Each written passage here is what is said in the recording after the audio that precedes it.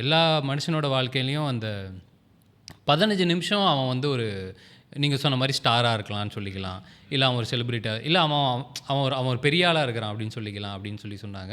எனக்கு டக்குன்னு ஞாபகத்துக்கு வரல. அந்த 15 நிமிஷம் என்னென்னா அவனோட கல்யாணம், இந்த பொண்ணு பையன் ஹூவர் இட் இஸ். ஸோ எல்லா வாழ்க்கையிலுமே அந்த மொமெண்ட் நடக்கும்போது அன்னைக்கு அவங்க தானே லைம் லைட்டில் இருப்பாங்க. அந்த 15 நிமிஷம் அவனுக்கு பிடிச்ச மாதிரி அவன் என்னமோ பண்ணிட்டு போகிறான். அது அப்படியே அதை விட்டுறது தானே நல்லது. இப்போ எல்லாமே வளருதுன்னா, இப்போ நம்மளுக்கு ஒரு சைடு டெக்னாலஜி வளருது, இது வளருதுன்னா அதோடு சேர்த்து நம்மளுக்கு எதெல்லாம் தேவையோ நம்மளும் அதை வளர்த்துக்கிட்டே தான் இருக்கோம். எதெல்லாம் தேவையில்லையோ நம்ம அவாய்ட் பண்ணிகிட்டு இருக்கோம். அந்த மாதிரி இப்போது என்னை பொறுத்த வரைக்கும் கல்யாணம் பண்ணுறது 2 பேர்னா வாழ போகிறது ஃபஸ்ட்டு அந்த 2 பேர் தான். அவங்க சந்தோஷமாக இருக்கிறதுக்கு அவங்க என்ன வேணால் பண்ணிட்டு போகலாம்ல, அது ஓகே தானே அது.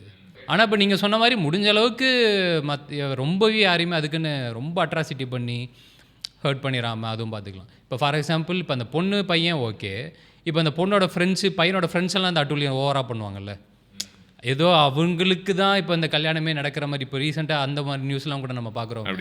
ஆமாம், பையனோட ஃப்ரெண்ட்ஸ் வந்து பொண்ணை வந்து டான்ஸ் ஆட சொல்லி வற்புறுத்தி இது பண்ணி அந்த கல்யாணமே நின்று போச்சு. நம்ம வற்புறுத்தல் ஜோனுக்கு போனாலே எல்லாமே தப்பு.